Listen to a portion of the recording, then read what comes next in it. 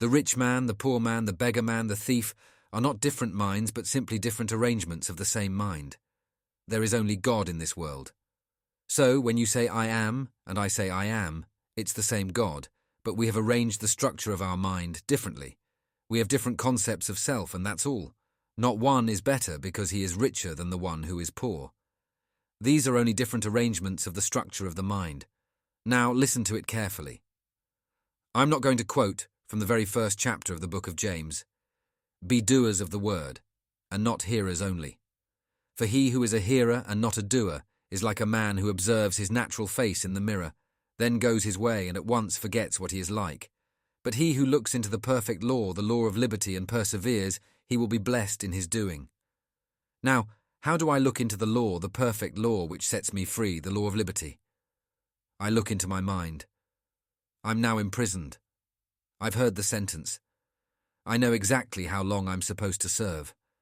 Now I look into the law of liberty in my mind and I assume that I am free. I'm set free. How? I am not concerned who brought it about. I am not concerned. I simply look into the perfect law, the law of liberty, and I dare to assume that I am free. If I dare to assume that I am free, I rearrange the structure of my mind, the same mind that heard the sentence that I accepted when I heard it.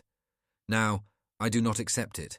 I look into the perfect law, the law of liberty, and if, as I'm told in Scripture, I persevere, then I will actually receive that which I am doing. I must not forget what I have done, and seek this night as though I am in prison. For if I am now set free, where would I sleep?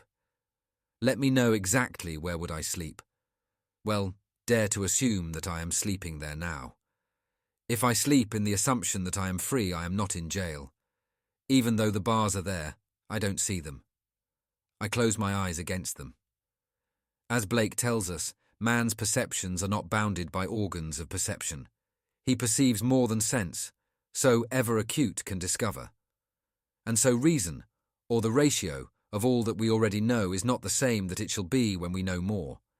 If I take this tonight and test it, and it proves itself in the testing, then I have added to my knowledge, and so I know more than before I tested it.